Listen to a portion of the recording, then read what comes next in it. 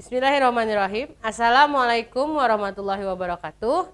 Selamat pagi sahabat sehat semua. Ketemu lagi dengan saya Uun di podcast Akfar Yarsi Pontianak. Gimana keadaannya hari ini? Mudah-mudahan selalu dalam keadaan sehat biar bisa terus melihat acara ini sampai selesai. Nah, alhamdulillah pagi ini kita kedatangan tamu spesial nih hari ini. Salah satu dosen Akfar, sampai salah sayanya. Dosen Akfar yang sudah bergelar doktor di usia muda. Nah, saya ucapkan selamat datang kepada Bapak Dr. Ihsanul Arif, SSI, MSI. Apa kabarnya Pak pagi ini? Alhamdulillah baik. Alhamdulillah baik. Ini dipanggilnya siapa nih Pak? Pak Ihsanul, Pak Ihsan atau Pak Arif nih Pak? Pak Ihsan aja lah. Oh Pak Ihsan ya. Sering dipanggil Pak Ihsan ya. Oke.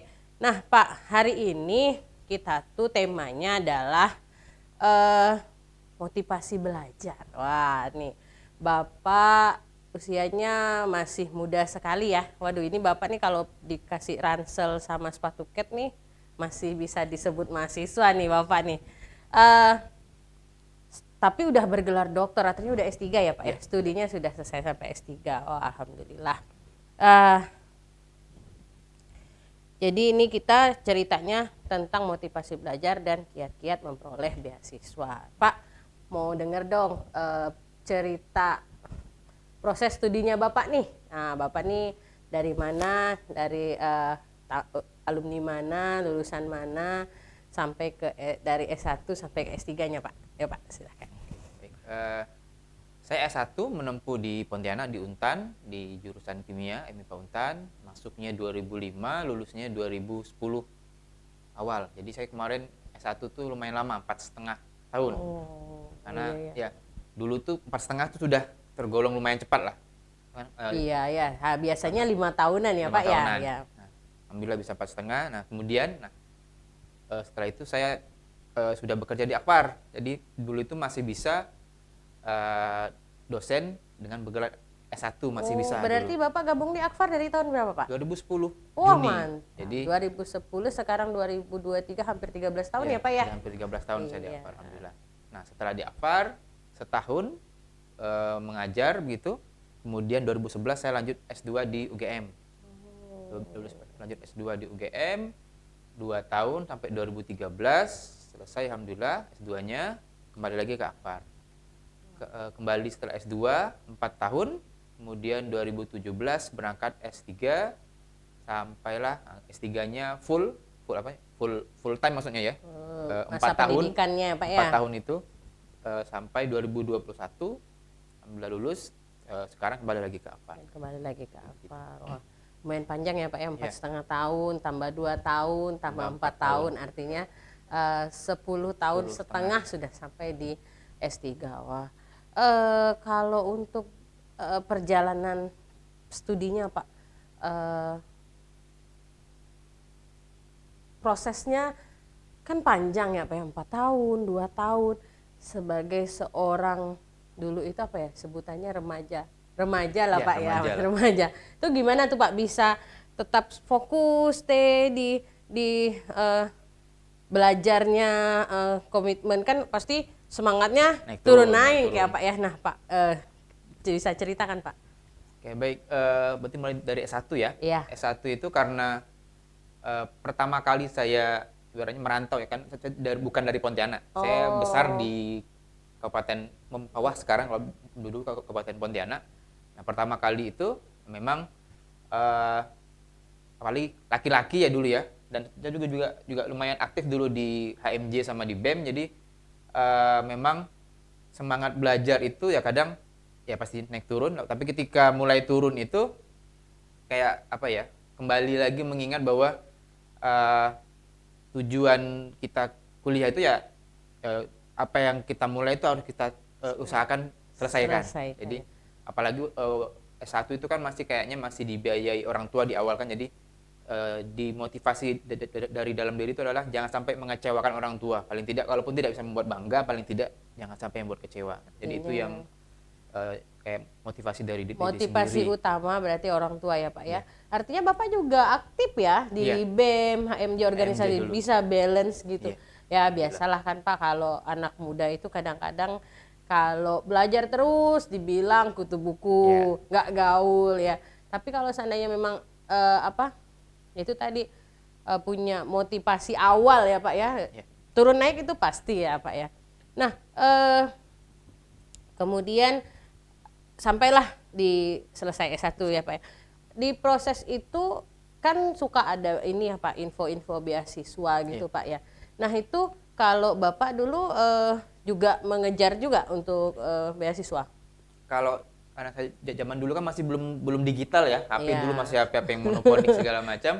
Jadi dulu tuh memang segala pengumuman, info-info terkait akademik termasuk beasiswa itu ditempel di mading. Mading kampus dulu ya, masih zaman-zamannya mading.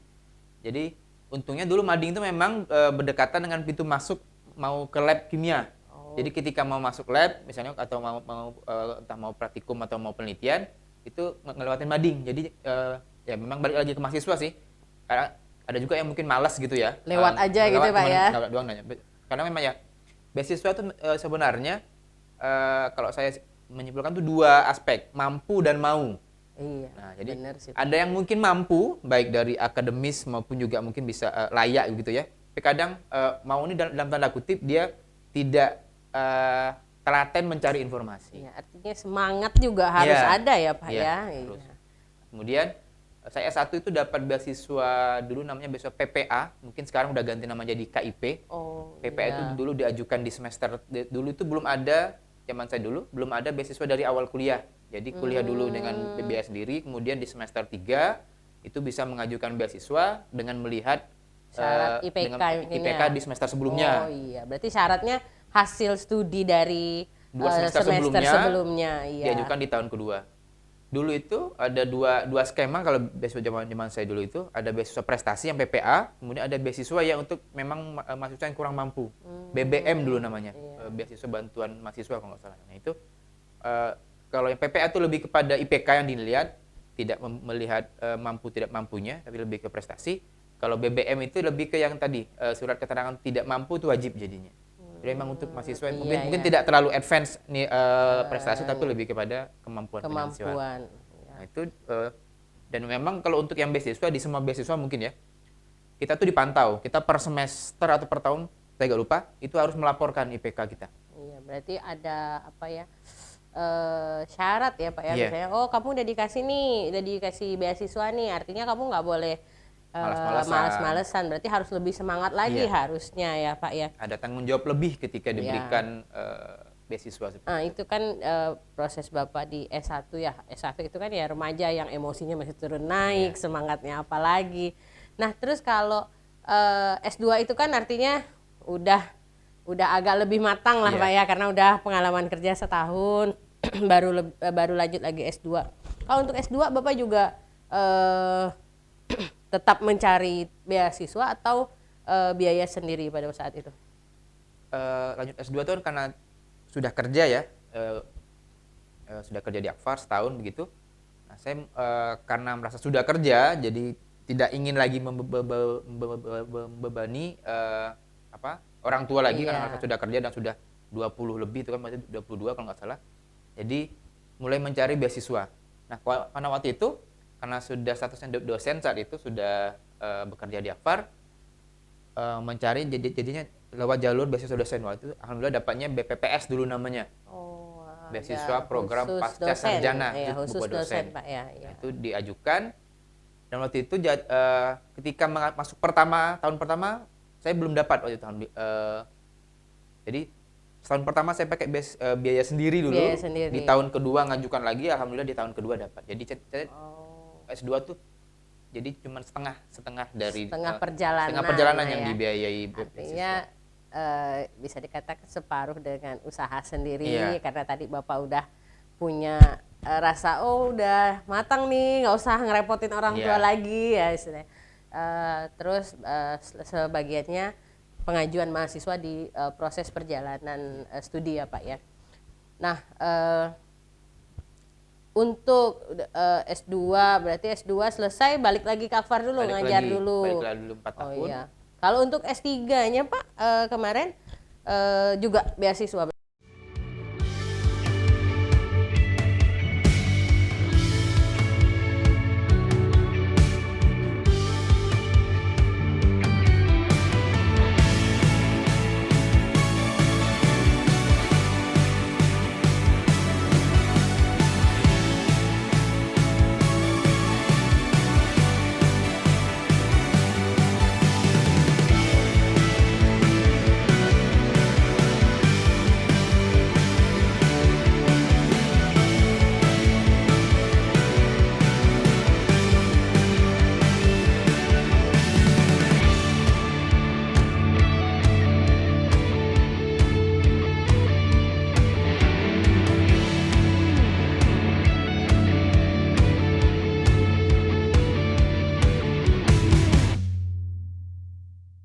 Beasiswa alhamdulillah. Jadi karena kalau S3 itu karena S3 itu berat di biaya dan berat di waktu juga ya. Maka tidak berani daftar kalau belum ada beasiswa. Jadi mencari dulu ya Pak ya? Cari dulu, cari informasi. Waktu itu namanya dari LPDP, itu ada beasiswa Budi, memang khusus untuk dosen, beasiswa unggulan dosen Indonesia. Jadi mengajukan beasiswa, kalau dulu berbarengan, mengajukan beasiswa dan mendaftar kuliahnya, S3-nya. Nah, alhamdulillah ketika menjelang masuk itu, setelah melalui beberapa proses seleksi, baik wawancara, tes tertulis juga ada, tes psikologis juga ada, alhamdulillah dapat beasiswanya. Jadi memang lanjut S3 dengan beasiswa full dari awal sampai selesai kuliah. Artinya S1, S2, S3 dengan mendapatkan beasiswa itu adalah apa ya, prestasi lah Pak ya. Karena memang kita tahu untuk mendapatkan beasiswa sendiri itu nggak sekedar pengen beasiswa nih, tapi ada ikhtiar yang lumayan. Ini tadi ya kan kuncinya 2, mau dan mampu ya Pak ya. Nah, kalau misalnya mampu pun kemauannya nggak ada ya memang susah ya. Artinya memang harus diusahakan. Nah Pak, pasti ada perbedaan tuh Pak ya, perkuliahan antara S1 di masa remaja, S2 matang, di S3. Oh ya, Bapak sekarang statusnya sudah menikah? Sudah. Oh sudah, berarti S3 kemarin sudah menikah ya Pak ya? Sudah, jadi artinya beda. S1 single, S2 baru menikah. S3 sudah berkeluarga dan punya anak. Artinya ada fase yang berbeda ya Pak ya? Beda. Nah itu untuk menjaga semangat belajarnya Pak, kan beda nih Pak antara remaja, istilahnya apa ya, belum punya beban yang berat nih. Nah begitu sudah S2 agak berat lah bebannya. S3 karena udah punya ibaratnya tanggungan ya Pak ya. Nah itu seperti apa Pak menjaga motivasi semangat belajar Bapak tuh? Kalau tadi S1 sudah ya, tidak ingin mengecewakan orang tua sebenarnya. Jadi memang harus dikuat-kuatkan untuk lulus. Nah S2 itu lebih ke pengembangan, ingin dan agak namanya orang daerah ke Jawa itu kan ada kayak rasa kayak wow begitu ya. Jadi ngerasa sudah kuliah di salah satu kampus terbaik di Indonesia, maka dan juga di S2 saya juga lumayan aktif di himpunan mahasiswa di S2. Jadi ya kayak tadi memang harus balance juga. Ada masanya ketika tidak bisa juga terlalu hektik dengan akademis ya. Makanya perlu ya di weekend atau di dua hari di weekend itu ya memang kadang memang dikhususkan untuk berorganisasi, organisasi atau mungkin ya memang ada kegiatan olahraga rutin dulu begitu ya, karena ikut di HMJ dan himpunan itu. Jadi memang work life balance itu juga penting dijaga ketika kuliah.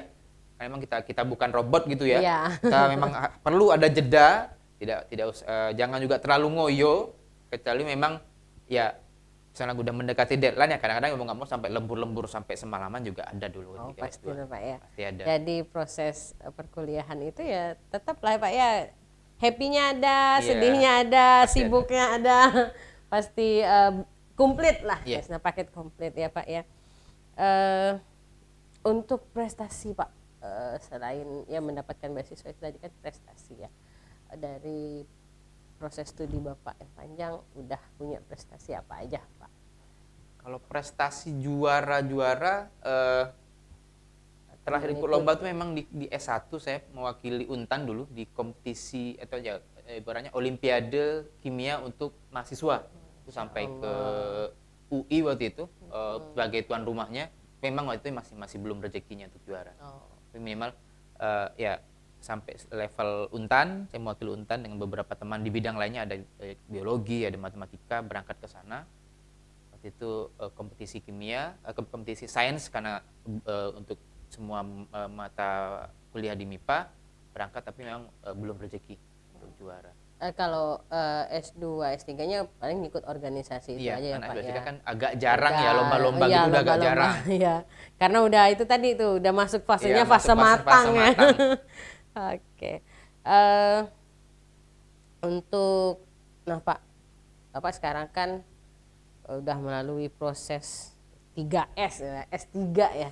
Nah, pastinya udah banyak sekali pengalaman. Nah, Bapak terjun lagi untuk mengajar mahasiswa di mana memang mahasiswa kita itu memang mungkin perlu ya dimotivasi terus karena mereka kadang up-nya sedikit, down-nya banyak, terus susah lagi mau up. Nah, itu apa yang selalu Bapak lakukan di perkuliahan mungkin untuk memotivasi anak-anak? Oke, baik. Ya, karena memang udah zamannya beda ya. Zaman saya dulu berarti kan kurang lebih ya hampir 20 ya, kurang lebih 20 hampir 20 tahun belasan tahun yang lalu, Iya. kondisinya kan belum dinamis seperti sekarang. Iya. Sekarang udah zamannya gadget, zaman media sosial sudah luar biasa. Jadi faktor sebenarnya gadget dan medsos itu bisa jadi dua sisi memang. Iya. Bisa sebagai Pendukung memotivasi dan pengganggu juga ya Pak. kadang juga jadi mengganggu misalnya terlalu sibuk dengan. Nah, tapi memang ya dan memang karena sebagai pengajar di dunia digital sekarang saya juga banyak lihat dari para senior begitu ya. Memang dosen sebagai pengajar juga harus menyesuaikan. Maka di perkuliahan pun tidak boleh lagi monoton, misalnya ceramah mahasiswa mendengarkan, apalagi di zaman anak-anak sekarang, yaitu mungkin saya juga sebagai mahasiswa kalau hanya mendengarkan mungkin kurang semangat gitu ya. Maka saya juga mengkombinasi metode perkuliahan, mungkin sedikit saja bagian ceramah dari dosen, lebih banyak mahasiswa yang aktif ya Pak, entah ya. itu tugas, entah itu proyek menyelesaikan kasus. Saya juga paling sering adalah presentasi. Maka dengan dia maju dan bekerja sama secara kelompok, itu saya rasa bisa memotivasi mahasiswa karena ngerasa ada tanggung jawab dan bekerja sama dalam tim itu juga menjadi bagian yang diperlukan di dunia kerja nanti ketika mereka lulus, karena tidak bisa kita bekerja sendiri, kita perlu kolaborasi. Nah, itu mulai dilatih paling tidak di kuliah itu dengan tadi tugas kelompok, kemudian mengerjakan proyek atau menyelesaikan suatu kasus, dan kemudian mempresentasikannya di kelas. Ada teman-teman yang bertanya dan kemudian dosennya juga kadang mengarahkan atau mengarahkan ke yang kalau ada yang sedikit keliru begitu. Berarti jadi dosen tuh ya nggak semudah bikin materi terus nyampein ya Pak Iya, ya. nggak Artinya bisa. punya punya trik juga nih biar mahasiswanya gimana nih bisa nggak sekedar dapat nilai A, B, C, tapi gimana sih nanti mahasiswa akan bisa terjun ke masyarakat itu tadi ya Pak dengan penyelesaian kasus-kasus, berkolaborasi bersama tim untuk menyampaikan sebuah presentasi. Oke. Nah, Pak, kalau untuk peluang program-program beasiswa yang ada itu, kalau menurut Bapak itu seperti apa sih Pak? Nah, sebenarnya sekarang sudah sangat banyak ya jika dibandingkan dengan zaman saya kuliah dulu di S1 dan S2. Sekarang pemerintah sudah banyak, baik dari Dikti, Kemendikbud, kemudian yang pemerintah yang non Dikti itu ada LPDP tadi, juga sekarang zaman saya dulu S2 belum ada untuk S1, sekarang LPDP juga sudah membuka peluang beasiswa untuk S1. Wow, berarti banyak sekali Banyak ya sekali. Pak ya? Kemudian juga dari lembaga swasta itu juga sudah zaman itu juga beberapa ada yang memberikan beasiswa, tapi memang tidak full. Khasnya beasiswa swasta itu adalah memberi biaya kuliah dan juga harus aktif di kegiatan mereka. Misalnya ada pengabdian kepada masyarakat, entah turun masyarakat bagaimana. Jadi memang masing-masing beasiswa itu punya tipikalnya masing-masing. Ada yang mungkin memang lebih kepada ingin mengembangkan soft skill mahasiswa kayak tadi yang saya bilang dari beberapa kampus swasta dan beberapa kampus negeri juga begitu. Dapat beasiswa tapi juga misalnya ada pengabdian pada masyarakat, ada penyuluhan atau bagaimana. Nah, kemudian ada yang fokus kepada prestasi juga ada. Jadi kayak Artinya- KIP kuliah itu yang saya pahami juga itu kita harus mempertahankan prestasi. Jadi memang setiap semester Dipantau mahasiswa ya, Pak, dipantau. IPK-nya minimal berapa itu juga kurang detail paham. Artinya makna dari beasiswa sendiri itu Pak bukan hanya pembiayaan perkuliahan ya Pak ya? Lebih ke ada juga pengembangan soft skill mahasiswanya. Oh, berarti mahasiswa ini harus tahu dulu nih dia Iya. mau ke beasiswa yang mana, Iya. jangan sampai mereka ngambil istilahnya ngajuin yang soft skill harapannya ke yang pembiayaan Iya. perkuliahan ya Pak ya. Dia kurang suka berorganisasi misalnya, mungkin agak lebih introvert begitu Iya, ya. iya. Tapi dapat beasiswa yang mengharuskan Harus. dia kemana-mana dan beraktivitas mungkin ya agak kurang pas jadinya. Iya, berarti harus dipahami dulu Iya. Pak ya. Kalau misalnya ada informasi beasiswa, itu beasiswanya ke arah mana. Iya. Dan yang tadi Bapak bilang pemerintah juga ada, swasta juga Swasta ada, juga Pak. ada. Oh, berarti udah banyak banget Banyak ya Pak sekali ya. sebenarnya. Dan itu tidak terbatas ya Pak. Misalnya yang ikut harus mahasiswa dari universitas negeri misalnya. Tidak. Oh, tidak itu. PTN dan PTS itu yang saya pahami Bebas. semuanya bisa. Oke, berarti tinggal mengikuti alur prosesnya Iya, saja. penting Nah, memenuhi persyaratan yang mereka syaratkan. Nah, memang sekarang ya tadi berarti posisi positif dari era gadget dan medsos adalah sekarang sangat banyak sekali informasi di Instagram, mungkin saya juga kurang paham kalau di TikTok. Rata-rata juga sudah banyak akun-akun yang menyediakan informasi beasiswa. Jadi kadang namanya info beasiswa apa begitu ya. Nah, itu mungkin bagi mahasiswa yang ingin dan memang sebaiknya mahasiswa itu harus berusaha mencari beasiswa minimal untuk meringankan beban orang tua dan juga tadi menambah pengalaman misalnya. Sebaiknya selain memfollow follow-lah akun-akun medsos yang menginfokan tadi info beasiswa. berarti udah Sangat banyak sebenarnya. gampang ya Pak ya, tinggal buka IG, cari-cari scroll beasiswa, gitu ya. iya seperti itu, tinggal bergabung aja bersama mereka. Istilahnya Iya. pasti mungkin di dalamnya juga orang-orang yang sangat Concern. enak Dengan juga beasiswa, berbagi informasi ya Pak ya. Nanya ini gimana sih syaratnya ngurus ini itu ya Pak ya. Oh ya. Artinya banyak sekali nih teman-teman yang kita dapetin informasi hari ini, mulai dari pengalaman belajar, gimana sih menjaga turun naiknya semangat belajar, kemudian gimana sih cara ngedapatin beasiswa yang ya salah satu ya dianggap prestasi juga kalau kita udah bisa dapetin beasiswa ya Pak ya. Nah, artinya yang Pak Ihsan bilang tadi, beasiswa itu nggak semata-mata hanya untuk pembiayaan perkuliahan nih teman-teman, ternyata ada juga yang sebagai pengembangan diri. Oh, dia dapat beasiswanya untuk apa gitu. Jadi semangat berkembangnya akan lebih baik lagi. Nah, terlibat dalam kegiatan-kegiatan yang positif pastinya, pengabdian kepada masyarakat, penelitian ya. Jadi nggak semata-mata beasiswa itu adalah kuliahnya gratis nih, nggak gitu ya Iya. Pak ya. Berarti Ada banyak jenisnya. jenis ya Pak ya. Berarti ya harus lebih teliti lagi, harus lebih paham lagi apa yang mau dicari, sama mungkin informasi-informasi tentang persyaratan yang banyak harus di sharing ke teman-teman yang sudah berpengalaman ya Pak ya. Nah, teman-teman kalau mau cari informasi beasiswa atau tanya-tanya mungkin bisa nih hubungin Pak Ihsan, ada di Akfar ya. Beliau dosen kimia di sini. Nah, Pak, ada pesan-pesan buat sebelum kita tutup nih buat teman-teman yang nonton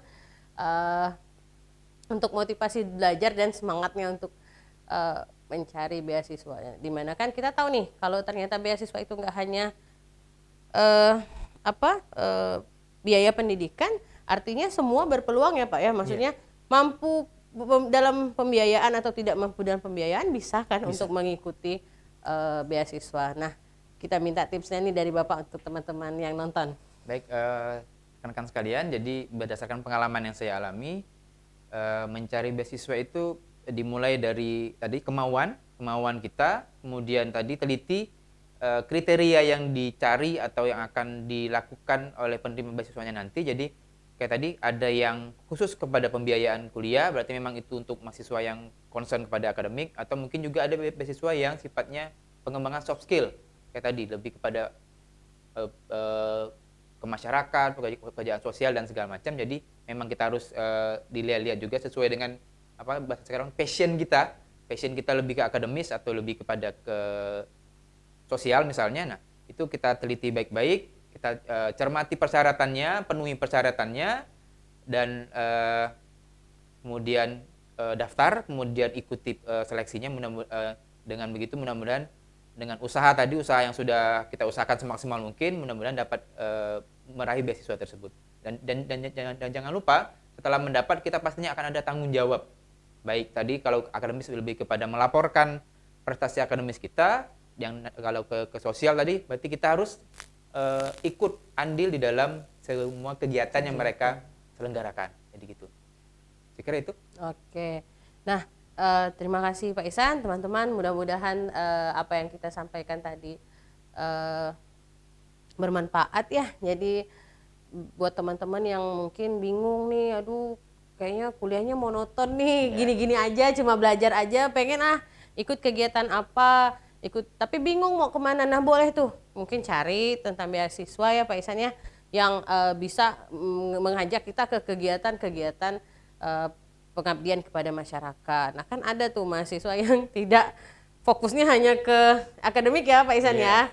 Nah jadi memang banyak sekali sih pengalaman untuk di perkuliahan itu. Jadi memang kalau untuk perkuliahan ya Pak Ihsan, kita tuh nggak cuma belajar tentang akademik, tapi juga mengembangkan diri ya. Jadi belajar pengembangan diri, karena memang dunia kerja itu nggak sesempit materi yang kita pelajari. Artinya banyak hal-hal yang kita dapat tanpa kita pelajari di kampus ya Pak Ihsan ya, untuk di dunia kerja. Oke, sekali lagi terima kasih Pak Ihsan, informasi yang bermanfaat. Mudah-mudahan next time bisa diundang lagi ya Pak Ihsan ya, buat cerita-cerita ya. Teman-teman nanti untuk info-info beasiswa mungkin bisa lihat di IG ataupun website dari Kemendikbud ya Pak Ihsan, mungkin ada di situ. Jadi sekarang itu nggak perlu nungguin mading lagi ya Pak Ihsan ya. Jadi nggak lagi nungguin yang tempel-tempel lagi di dinding-dinding. Jadi tinggal dibuka aja handphone pintarnya untuk dapatin informasi tentang beasiswa. Oke, mungkin sampai di sini dulu perjumpaan kita. Mudah-mudahan selalu sehat dan kita bertemu lagi di podcast Akvariasi selanjutnya. Saya tutup, sampai berjumpa kembali. Wabillahi taufiq wal hidayah. Wassalamualaikum warahmatullahi wabarakatuh. Bye bye.